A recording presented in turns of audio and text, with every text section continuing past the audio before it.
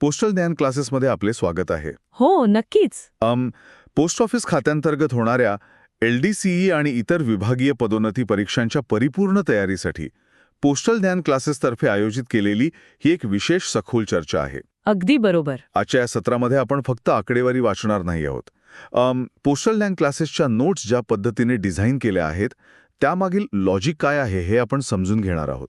हो, कारण जेव्हा आपण 31 मार्च 2024 पर्यंतच्या अधिकृत आकडेवारीनुसार भारतीय टपाल नेटवर्कचा आढावा घेतो ना, बरोबर, आणि परीक्षेसाठी अत्यंत महत्त्वाची असलेली जी संक्षिप्त रूपं आहेत म्हणजे ॲब्रिव्हिएशन्स, त्यांचा अभ्यास करतो तेव्हा केवळ रट्टा मारून उपयोग नसतो. एक्झॅक्टली. कोणत्याही स्पर्धात्मक परीक्षेत, विशेषतः LDCE सारख्या महत्त्वाच्या परीक्षेत केवळ माहिती पाठ करून यश मिळत नाही. नक्कीच. पोस्टल ज्ञान क्लासेसच्या नोट्सचं वैशिष्ट्य हेच आहे की त्या केवळ का या प्रश्नाचंच नव्हे तर का या प्रश्नाचंही अचूक उत्तर देतात. अच्छा. आणि आज आपण याच सांख्यिकीय माहितीचं विश्लेषण करणार आहोत. म्हणजे परीक्षेत कितीही गोंधळात टाकणारे पर्याय आले तरी अचूक उत्तर शोधणे एकदम सोपं जाईल. चला तर मग थेट या अवाढव्य नेटवर्कच्या विस्ताराकडे वळूया. आकडेवारी सांगते की 31 मार्च 2024 पर्यंत भारतात एकूण 1,64,987 पोस्ट ऑफिसेस आहेत. बापरे, हा आकडा खरंच खूप मोठा आहे. हो ना. यापैकी ग्रामीण भागात 1,49,164 तर शहरी भागात 15,823 पोस्ट ऑफिसेस कार्यरत आहेत. बरोबर. आता मी बऱ्याचदा याची तुलना मानवी शरीरातील रक्तवाहिन्यांशी केलेली ऐकली आहे.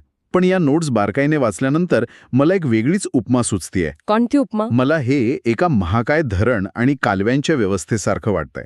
म्हणजे बघायला गेलं तर मुख्य ऑफिसेस म्हणजे पाण्याचे साठे असलेली धरणं. अच्छा. सब ऑफिसेस म्हणजे पाण्याचा पुरवठा करणारे मोठे कालवे आणि गावागावात पोचलेली ब्रँच ऑफिसेस म्हणजे प्रत्येक माणसापर्यंत पोचणारं ठिबक सिंचन. अरे वा, ही कालव्यांची आणि ठिबक सिंचनाची उपमा खऱ्या अर्थाने टपाल विभागाची कार्यप्रणाली स्पष्ट करते. हो ना. कारण फक्त दुर्गम भागात पोचणं महत्वाचं नाही तर संसाधनांचं योग्य वितरण करणं हे मुख्य काम आहे.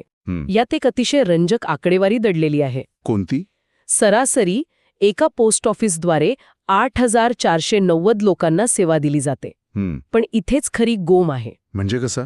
जर आपण याचं ग्रामीण आणि शहरी असं विभाजन केलं तर ग्रामीण भागात एका पोस्ट ऑफिसवर सरासरी फक्त 6,068 लोकांचा भार आहे. अच्छा. तर शहरी भागात हेच प्रमाण तब्बल 31,327 लोकांचं आहे. बापरे, हेच मला थोडं चक्रावून टाकणारं वाटलं.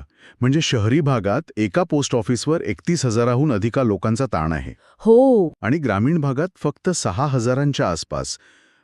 प्रशासकीय दृष्टिकोनातून विचार केला तर ग्रामीण भागात एका ऑफिसमागे लोकसंख्या खूप कमी आहे. अगदी बरोबर. मग तिथे एवढी जास्त ऑफिसेस चालवणं म्हणजे जवळपास 1.5 लाख ऑफिसेस आहेत तिथे, हे कागदावर थोडं अकार्यक्षम नाही का वाटत? या लोकसंख्येच्या वाटपामागे नक्की काय तर्क आहे? हा अतिशय अचूक प्रशासकीय प्रश्न आहे. वरवर पाहता हे अकार्यक्षम वाटू शकतं, पण इथे लोकसंख्येची घनता आणि भौगोलिक विस्तार यातील फरक समजून घ्यावा लागेल. अच्छा, म्हणजे जागेचा विस्तार. एक्झॅक्टली. शहरी भागामध्ये लोकसंख्या अत्यंत दाटीवाटीने राहते. एकाच बहुमजली इमारतीत हजारो लोक राहतात. बरोबर आहे. त्यामुळे तिथे एकाच इमारतीच्या खाली असलेल्या पोस्ट ऑफिसच्या कक्षेत सहज 30 ते 40 हजार लोक येतात. हो, ते लॉजिकल आहे. याउलट ग्रामीण भागात लोकसंख्या विखुरलेली असते.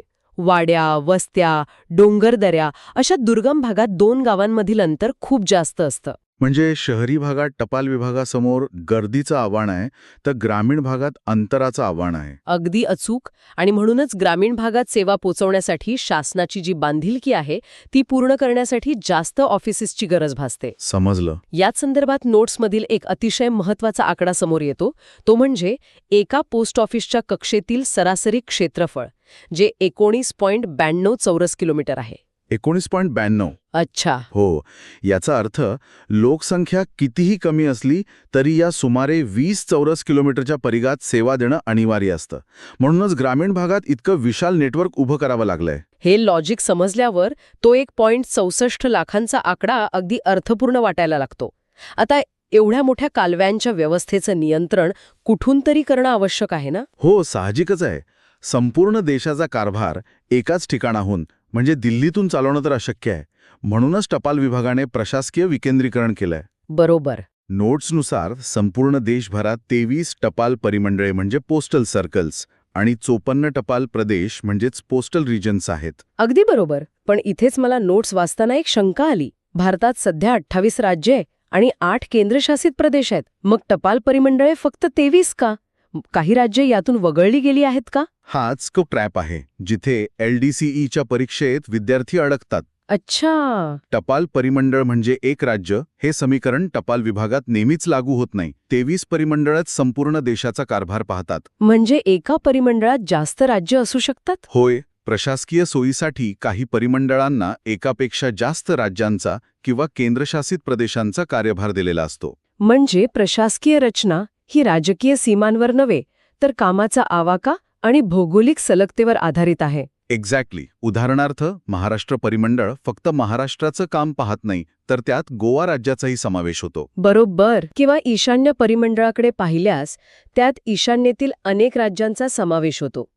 त्यामुळे परीक्षेत जेव्हा असा प्रश्न येतो तेव्हा राज्यांच्या संख्येवरून गोंधळून न जाता 23 हा आकडा पक्का लक्षात ठेवावा लागतो. नक्कीच.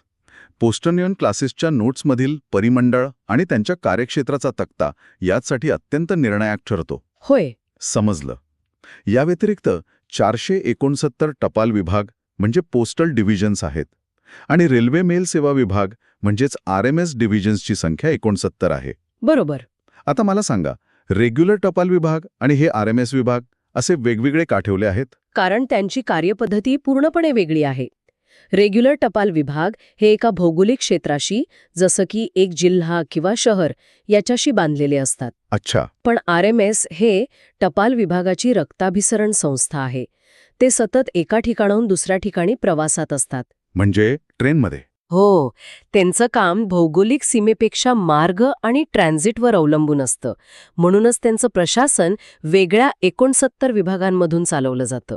हे खूपच रंजक आहे. सोबतच 6 प्रशिक्षण केंद्रे आहेत, एक सर्कल स्टॅम्प डेपो आहे आणि 26 पोस्टल स्टोअर डेपो आहेत. अगदी बरोबर. प्रशासकीय रचनेची ही मोठी चित्रफीत पाहिल्यानंतर आता आपण तळागाळात काम करणाऱ्या प्रत्यक्ष कार्यालयांच्या आकडेवारीकडे वळूया. नक्कीच. नोट्समध्ये हेड पोस्ट ऑफिस म्हणजे HO 810 आहेत आणि सब पोस्ट ऑफिस म्हणजे SO 24,286 आहेत. बरोबर. पण सर्वात मोठा धक्का तेव्हा बसतो जेव्हा ब्रांच पोस्ट ऑफिस म्हणजे BO ची संख्या समोर येते. ती आहे 1,39,891. हो, खूप मोठा आकडा आहे. आणि इथेच मला एक गोष्ट जाणवली. नोट्समध्ये डिलिव्हरी पोस्ट ऑफिसची संख्या देखील हुबेहूब 1,39,891 दिली आहे. होय. हा निव्वळ योगायोग आहे की यात काही स्मार्ट स्टडीची ट्रिक दडली आहे? हे अतिशय बारकाईने केलेलं निरीक्षण आहे तुमचं. हा योगायोग अजिबात नाही. आणि हीच ती ट्रिक आहे जी परीक्षेत वेळ वाचवते. अच्छा. म्हणजे कसं? बहुतांश ब्रांच पोस्ट ऑफिसेस ही प्रामुख्याने ग्रामीण भागात तळागाळात डिलिव्हरीचंच काम करतात. त्यामुळे संपूर्ण देशभरातील डिलिव्हरी पोस्ट ऑफिसेसची संख्या आणि BOची संख्या समान असणं हे अत्यंत लॉजिकल आहे. क्या बात है.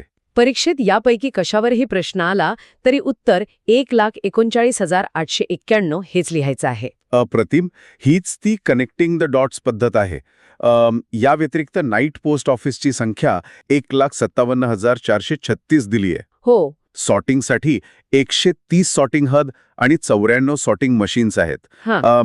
हा एक म्हणजे HAVI पोस्ट ऑफिसेस 20 आहेत. बरोबर.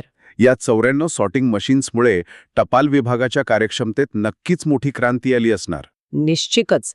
पूर्वी लाखो पत्रांची विभागणी हाताने करावी लागायची, जे अत्यंत वेळखाऊ काम होतं.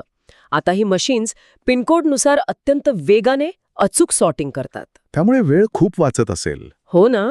यामुळे हब अँड स्पोक मॉडेल प्रभावीपणे राबवता येतं आणि टपाल वेळेत पोहोचतं. या देशांतर्गत नेटवर्क सोबतच आंतरराष्ट्रीय स्पीड पोस्टच्या कव्हरेजची आकडेवारी खूप काही सांगून जाते. अगदी. आपण 100 देशांमध्ये वस्तू आणि कागदपत्रे दोन्ही पाठवू शकतो, पण 6 देशांमध्ये फक्त कागदपत्रे पाठवण्याची सुविधा आहे. बरोबर. हे 6 देश असे वेगळे का काढलेत?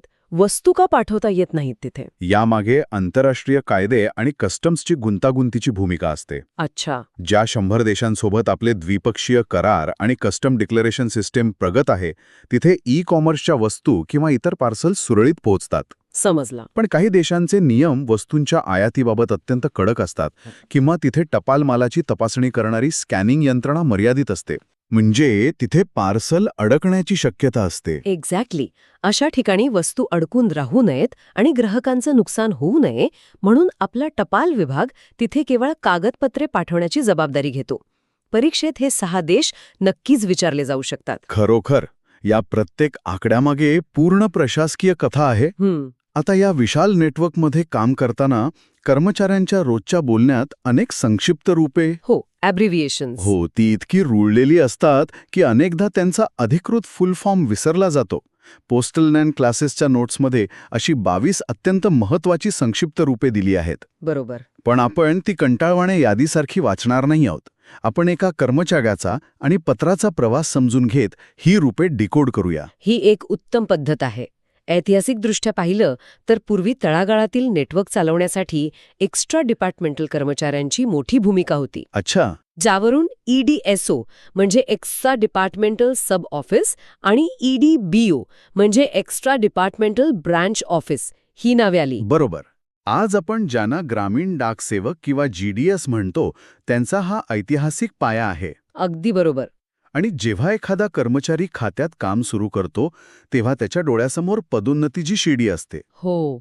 ती शिडी म्हणजे LSG लोअर सिलेक्शन ग्रेड, त्यानंतर HSG2 हायर सिलेक्शन ग्रेड 2 आणि सर्वोच्च म्हणजे HSG1. अगदी बरोबर. LDCE देणाऱ्या प्रत्येकाचे हेच स्वप्न असते की या श्रेणींमध्ये वर जावे. होय. आणि जशी कर्मचाऱ्यांची श्रेणी असते तशीच कार्यालयांशीही असते. पत्राचा प्रवास HO म्हणजे हेड पोस्ट ऑफिस मधून सुरू होऊन MDG मध्ये येऊ शकतो. MDG म्हणजे मुख्य डाकघर ना? एक्झॅक्टली. आणि इथे एक गोष्ट आवर्जून नमूद करावीशी वाटते. अनेक जण घाईघाईत MDG मधील D चा अर्थ डिपार्टमेंट असा घेतात. साहजिक आहे.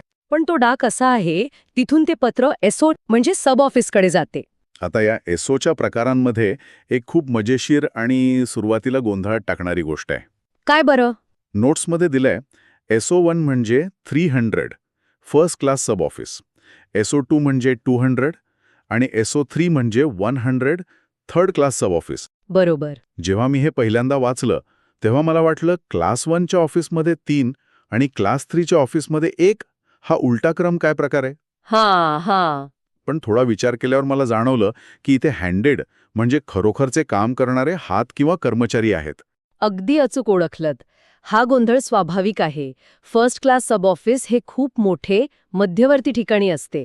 तिथे कामाचा ताण, बुकिंग आणि आर्थिक व्यवहार खूप जास्त असतात. तिथे जास्त माणसं लागणारच. बरोबर.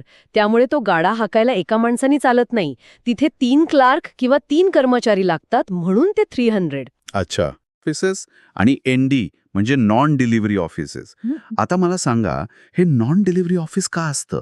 टपाल न वाटणारं पोस्ट ऑफिस कसं असू शकतं? अतिशय दाटीवाटीच्या व्यावसायिक किंवा कमर्शियल भागात, जिथे दररोज हजारो पार्सल आणि बिझनेस मेल फक्त बुक करण्यासाठी येतात. अच्छा, म्हणजे फक्त बुकिंग. तिथे जर वाटपाचं म्हणजे डिलिव्हरीचं काम ठेवलं तर प्रचंड गोंधळ उडेल.